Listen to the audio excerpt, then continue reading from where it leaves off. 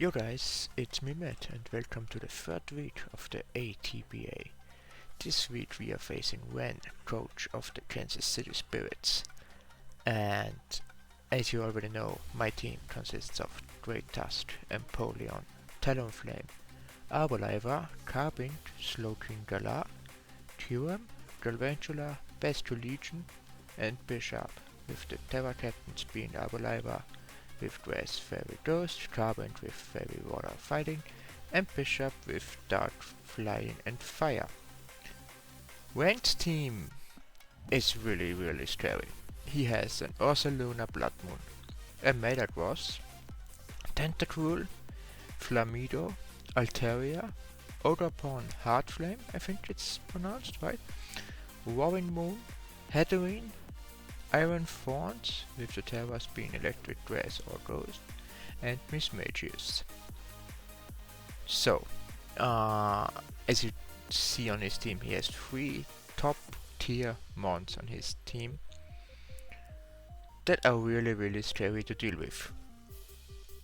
First off, Ursaluna with the immunity to basically ghost types don't resist his Blood Moon attack, which means I need to rely on my Steel types, which it can cover with Earth power, which is really bad.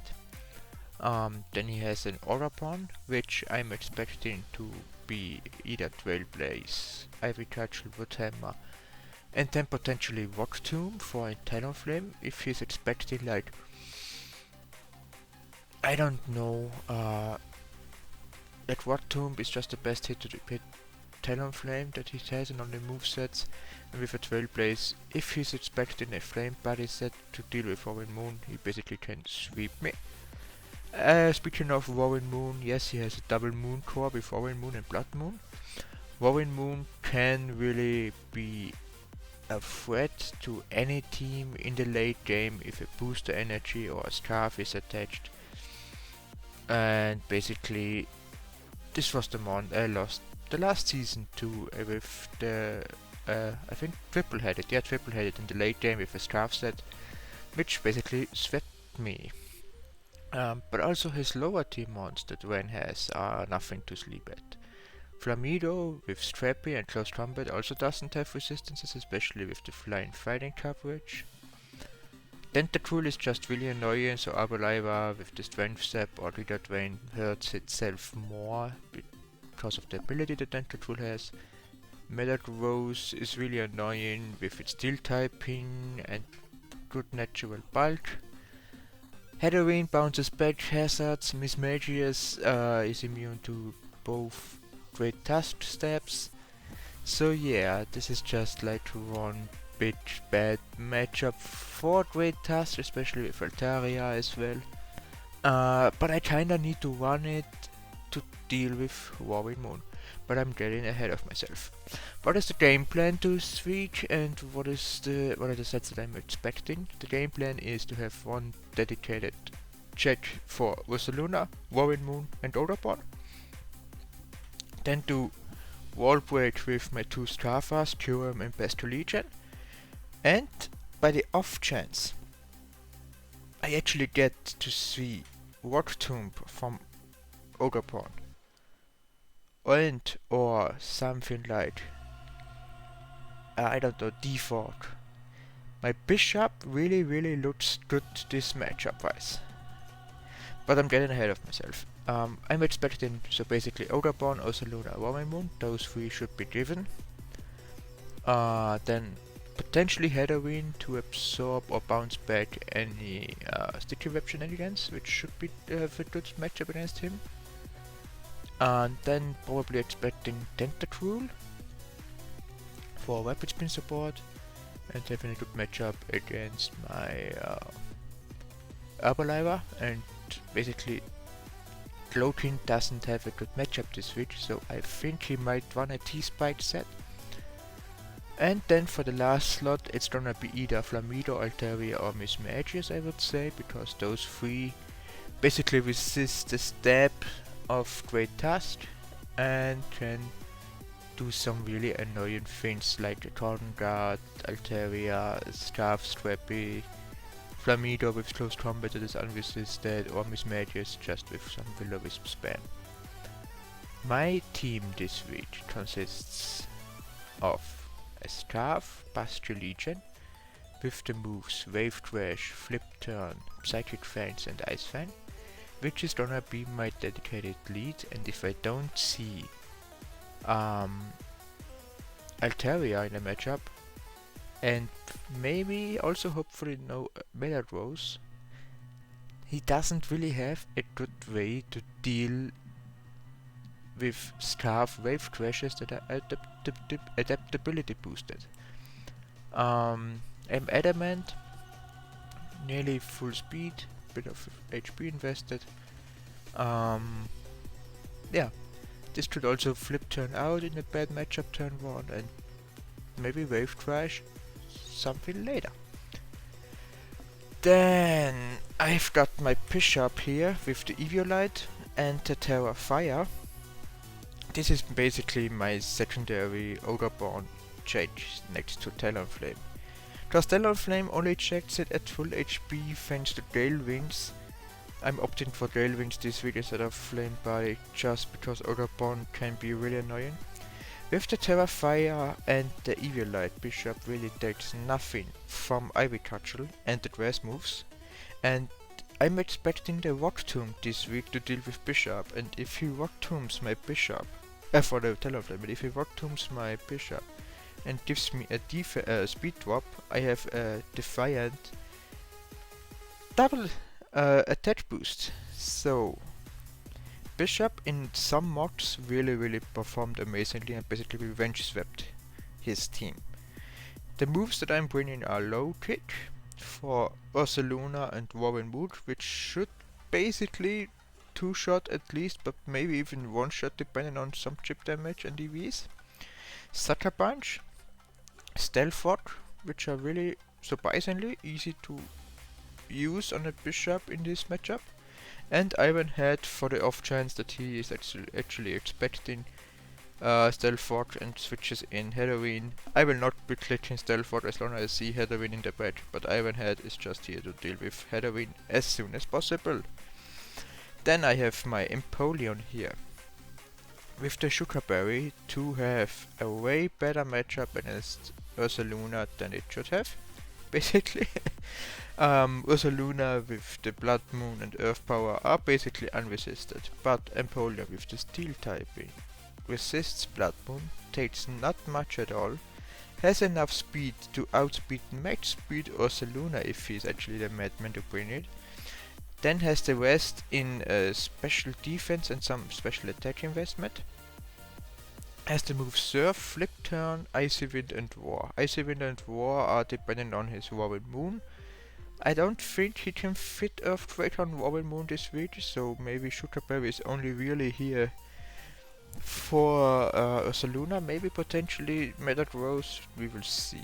But this should never ever lose to Ursaluna. Then we have Talonflame with Heavy Duty Boots and Gale Wings. Brave Bird, Roost, U-Turn, Will-O-Wisp. This is basically to deal with an Ogreborn, do not get it out of hand. As long as I'm at full HP, Brave Bird should kill with the attack investment that I have. Roost is for longevity, U-Turn to get potentially out, and Will-O-Wisp in case Warren Moon is out, doesn't have like a booster, and I can Will-O-Wisp it. Also can be nice against Meladrose because I can touch Meladrose with this thing.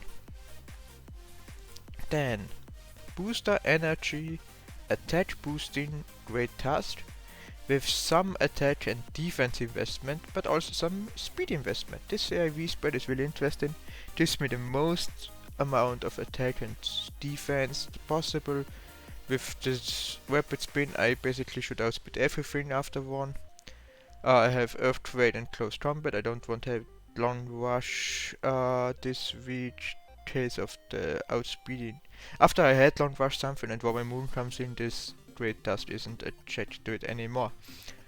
And besides Warren Moon, I have basically no reason to not click Earthquake to revenge kill something.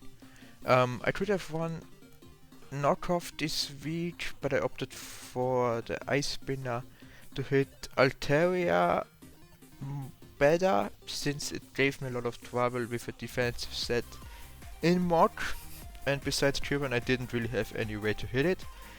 And I think Ice Spinner does some good damage against Mismagius, and a knockoff just for Mismagius I don't think is really the play this week. Then my secondary Strava and hopefully win condition in the late game once I manage to deal with Robin Moon, Booster Speed, and Oderbon is in the Trailblaze set.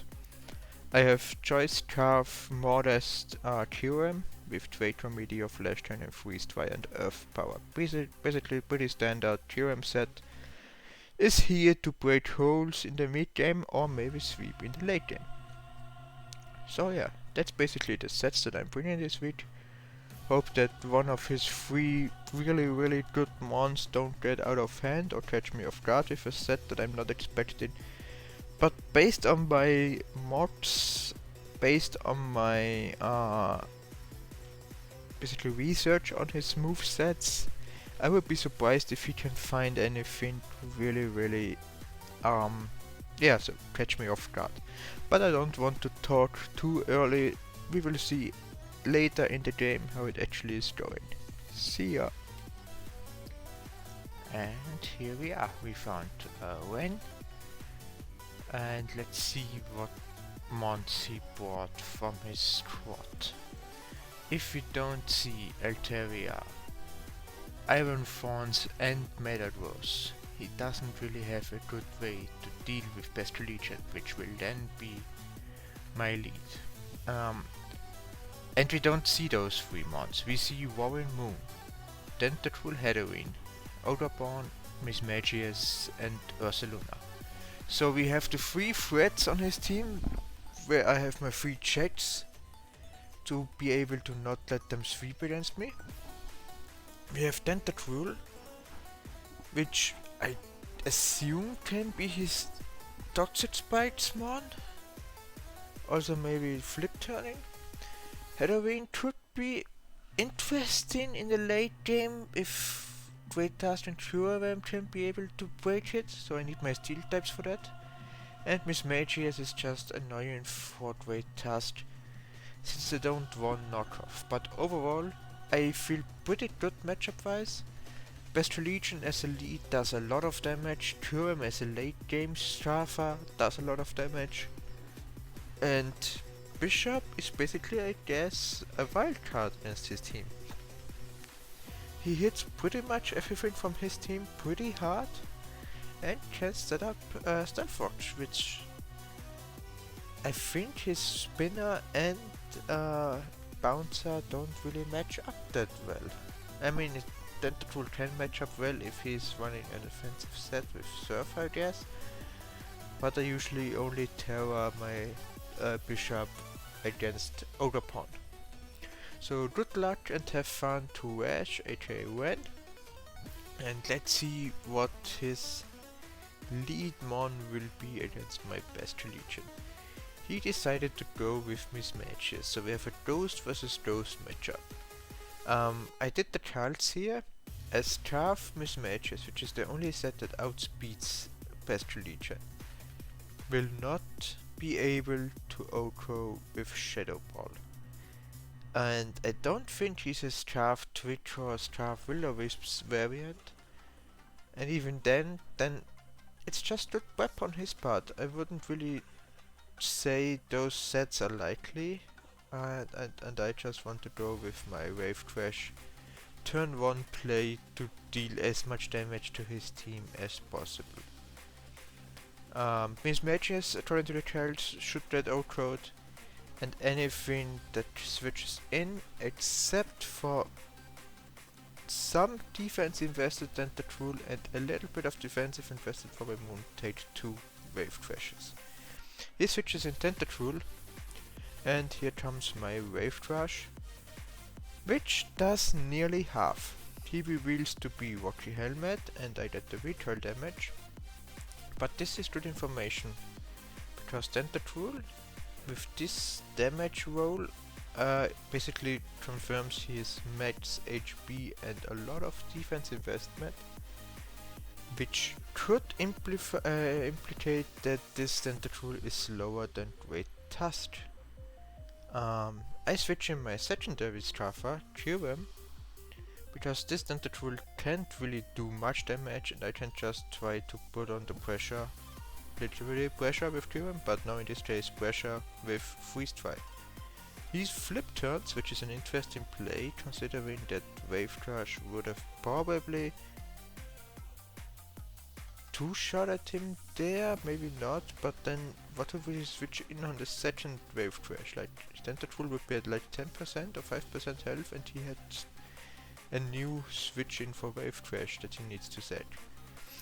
He switches in Halloween on my Theorem and I decided to go into the wild card of my team and best check to Halloween because its sidekicks are immune and Dazzling Gleam doesn't really do much.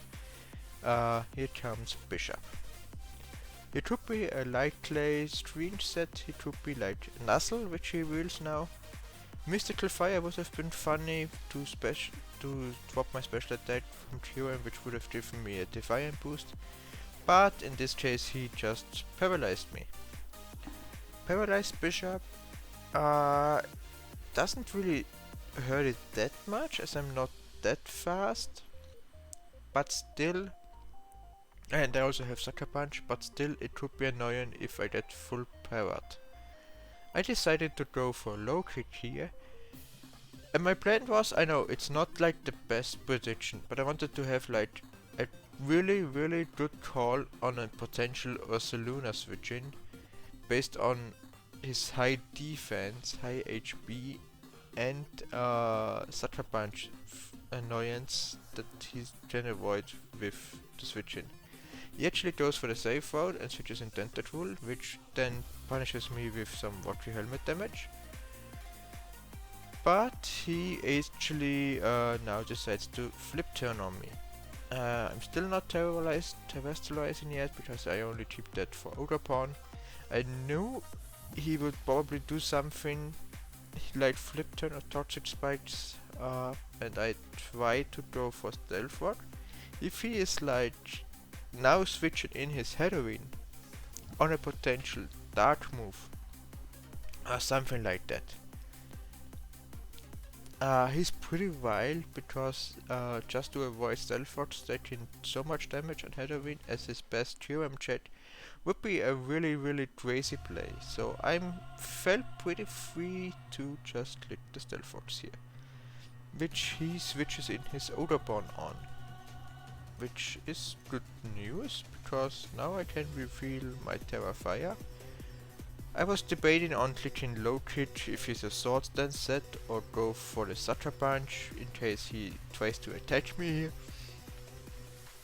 Potentially also, if he's a Rock Tomb set and predicts the Terra Fire, I have a Defiant, so I felt pretty safe here once again. Would have been funny with the Rock Tomb, especially as a good coverage move against Talonflame, but with the Terra Fire I resist both its stab, and I go for a Sucker Punch and deal exactly, I would say, 50% of damage. He goes for a knockoff, knocks off my Eviolite. I don't know, maybe he was predicting the Talonflame to switch in, but I'm trying to keep that at full HP to always revenge kill a Trailblaze variant. So now he has in a lose-lose situation with his Odorborn. A Sucker Punch from this range can kill, but also rocks are up, so if he switches out, this Odorborn is at 25%. I mean, it could still do some crazy things with a Trailblaze set, but honestly I felt pretty safe here to be able to deal with Odorborn. He goes into Tentacle again on my Sucker Punch switch-in, which then of course fails. And thinking of what this Tentacle does, I think it's most likely he wants to get rid of the Stealth Rocks, and he's probably hoping for me to get full paralyzed for once, which the Bishop just does not care, and Sucker Punch takes out Tentacle. So far this Bishop set really put in a lot of pressure and a lot of work against this team. He took out Tentatrool, his remover. He got up Stealth Rods, which is keen against Ogreborn and his other mons. And now he doesn't really have a good way to deal with Bishop. Based on his remaining mons, I was thinking that Ursaluna comes in now, but he decides to switch in his Miss Magius here.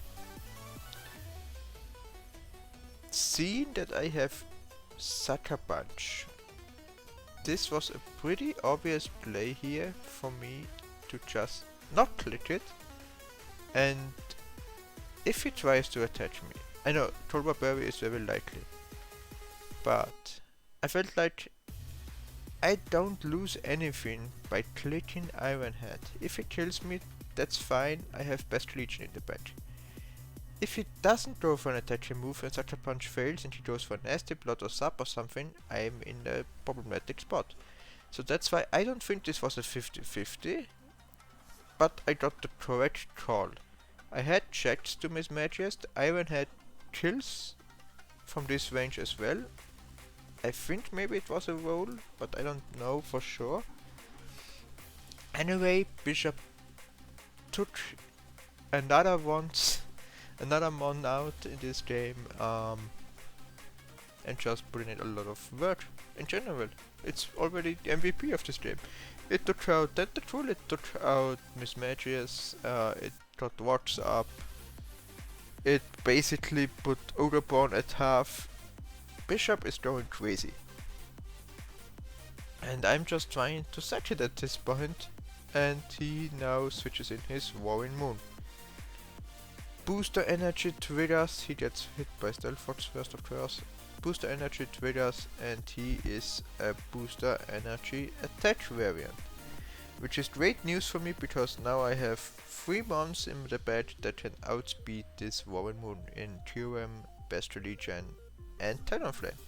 Also great task always, even a attack boosted variant of Warring Moons can live in acrobatics. Not wanting to let him to set up a Dragon Dance, I clicked the low kick in case again of a potential setup variant and mind games with Sucker Punch. But at this point at the game, I felt pretty safe to just let Bishop go down in case of this losing 50-50. And he reveals Crunch and not Knockoff. So Bishop goes down, but did like 250% of damage against 600 of the 600% HP of this team, which is really awesome. I know for a fact great task even with the booster energy in attack. With my speed, with my defense investment, should live an acrobatic. Let's hope for not getting crit, and even if I still have some other options in the back, like Best Legion or Theorem. Booster energy triggers, gives me an attack boost. In hindsight, maybe a defense boost would have been better in case of a potential acrobatics high roll, but acrobatics should never really kill him here. But potentially like a Dragon Dance +1 acrobatics with a plus boost energy attack. Maybe a defense boost energy would have been the better call here for me. Anyway, I know I live acrobatics. He's not Dragon Danced up so far, so with a close combat, there's no reason for me to predict the heroine here. As long as Warring Moon switches out, he loses his booster attack, so I'm fine with that trade. And the risk of him switching in heroine. Warring Moon goes down. Warring Moon is also known for not being that type of mon that switches out after it gets the booster energy boost. So yeah, great task. Now got his third kill and basically did what it's supposed to do in this game. He switches in Ursaluna right now, which basically confirmed he has Vacuum Wave. Otherwise he would just set it to a close combat, which wouldn't really be the best play. I was actually surprised to not see him bring out Ogreborn here and go for a Trailblaze tail, and then Rock Tomb my maybe Flame Body Talonflame. But okay, I can see the role with Vacuum Wave here as well with the Celt. The roll is highly in his favor, but I think like 16% in my favor, and I live on exactly 1 HP. The luck is really not in my opponent's favor this week, and I'm just surprised that I actually get one lucky week for once in the league game. Like this live here is clutch, the not getting full power with Bishop at all was clutch. Yeah. I will bet for Wrenn, but honestly, having once good luck isn't really something I'm used to. So Ogrebon is here. If he's still a Trailblaze set with knockoff potentially, he can still be a threat with Rock Tomb. But honestly, Talonflame is still at full, he is trade low, I have 2 Scarfers, I'm not fearing that thing now. He actually kills me with a knockoff, not a Trailblaze, so good for me. My Scarfers are faster. I decided to switch in now by Bestial Legion instead of my dedicated check Talonflame, for the reason that a flip turn at this range with my Scarf outspeeds him, kills him, and I get switch initiative back and can actually switch in something on his Heroine and not be stuck. I mean, it doesn't really matter. At this point in the game, I feel like there's no way for him to catch up. Bestial Legion just does too much damage, Theorem just does too much damage, Talonflame is at full. Sorry for that. It's nearly full attack invested. So yeah. Flip turn kills Ogrebon. I switch back out. I switch him Theorem. Flash Cannon should be a clean 2-hit KO. If he's like a nuzzle, if he nuzzles me and I get full power, I still have options in the back. But with the Theorem and the Flash Cannon, I pretty much guarantee my victory against West here. Since Flash Cannon and followed by a Wave Crash, if he's not something like, I don't know, I don't think Heroine gets recovery. I was pretty sure it doesn't get recovery. I feel pretty safe that this game is a W for me, and it seems like it's either a 3-0 or 4-0. GG to Wrenn. It was a pretty lucky game for me, not getting full power and stuff like that.